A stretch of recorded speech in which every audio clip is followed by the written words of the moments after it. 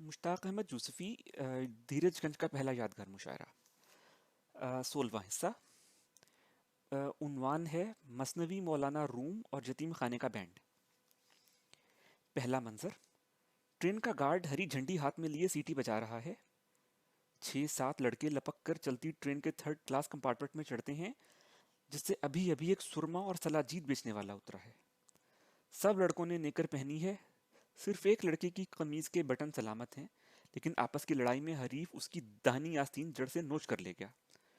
کسی کے پیر میں جوتا نہیں، لیکن ٹوپی سب پہنے ہوئے ہیں. ایک لڑکے کے ہاتھ میں بڑا سا فریم ہے جس میں ضلع کے گمنام لیڈر کا سرٹیفکیٹ جڑا ہوا ہے. کمپارٹمنٹ میں گھستے ہی لڑکوں نے کوہنیوں اور دھکوں سے اپنی جگہ بنا لی. جیسے ہی ٹرین سگنل سے آگے نکلی، سب سے بڑے لڑکے نے ریس گاری سے بھرا ہوا ٹین کا گلک جھن جھنے کی طرح بجانا شروع کر دیا. ڈبے میں خاموشی چھا گئی. ماؤں کی گود میں روتے ہوئے بچے سہم کر دودھ پینے لگے اور دودھ پیتے ہوئے بچے دودھ چھوڑ کر رونے لگے.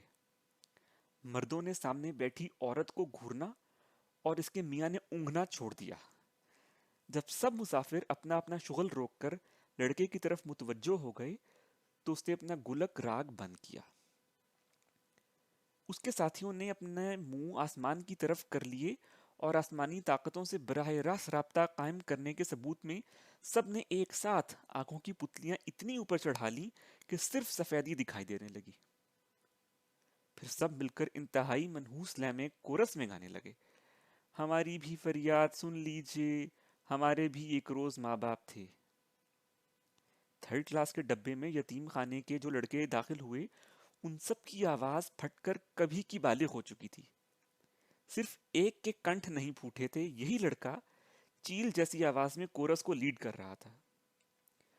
اس زمانے میں پشاور سے ٹرونکور اور کلکتے سے کراچی تک ریل میں سفر کرنے والا کوئی مسافر ہوگا جو اس نحوستوں سے لبریز گانے اور اس کی خانہ برباد لے سے نہ آشنا ہو. جب سے برِ صغیر میں ریل اور یتیم خانے آئے ہیں یہی ایک دھن تو چلی آ رہی ہے. اسی طرح برِ صغیر ہندو پاکستان میں کوئی آدم بیزار اور مردم آزار شخص مثنوی مولانا روم کی ایسی استو خدوس مولویانہ دھن کمپوز کر گیا ہے کہ نہ 500 سال سے اوپر گزر گئے، اس میں کوئی تبدیلی واقعہ نہیں ہوئی. تھوڑی وضاحت یہاں پہ: استو خدوس کے لغوی معنی ظاہر ہے کچھ اور ہیں. مرزا یہ لفظ اس کی صوتیاتی نحوست اور کڑھب پن کے سبب اکثر استعمال کیا کرتے ہیں. ویسے لغت میں اس کے معنی ہے نزلے اور پاگل پن کی ایک دوا جسے اتباع دماغ کی جھاڑو کہتے ہیں. خیر آگے بڑھتے ہیں. شعر کو اس طرح ناک سے گا کر صرف وہی مولوی پڑھ سکتا ہے جو گانے کو واقعی حرام سمجھ کر گاتا ہو. کسی شخص کو گانے، تصوف، فارسی اور مولوی چاروں سے بیک وقت متنفر کرنا ہو تو مثنوی کے 2 شعر اس دھن میں سنا دیجیے. ہم نے اس لیے نہیں کہا کہ یہ لہ صرف ایسے شخص کے گلے سے نکل سکتی ہے جس نے زندگی میں کسی ایرانی کو فارسی بولتے نہ سنا ہو اور جس کے گلے سے مفت کی مرغی کے علاوہ کوئی چیز نہ اترتی ہو. دوسرا منظر: یتیم خانے کا بینڈ بج رہا ہے. آگے آگے سر کو دائیں بائیں جھلاتا بینڈ ماسٹر چل رہا ہے. جس طرح پہلوان، فوج کے جوان اور بے کہی لڑکیاں سینہ نکال کے چلتی ہیں اسی طرح یہ پیٹ نکال کر چل رہا ہے. کچھ لڑکوں کے ہاتھ میں پیتل کے بھونپو نما باجے ہیں جو جلیبی اور اینگری ینگ مین کی طرح پیچو تاب کھا کے بالآخر بڑی آنت کی شکل میں اختتام پذیر ہوتے ہیں. یوں تو ان باجوں کی ٹوٹی لڑکوں نے اپنے ہونٹوں سے لگا رکھی ہے، لیکن انہیں پھونکنے دھونکنے کا غریبوں میں دم و درود کہاں، لہٰذا بیشتر وقت ڈھول اور بانسری ہی بجتی رہتی ہے. بعض اوقات بانسری کی سانس بھی اکھڑ جاتی ہے اور تنہا ڈھول سارے آرکسٹرا کے فرائض انجام دیتا ہے. مرزا کہتے ہیں کہ ایسا بینڈ باجا تو خدا دشمنوں کی شادی میں بھی نہ بجوائے.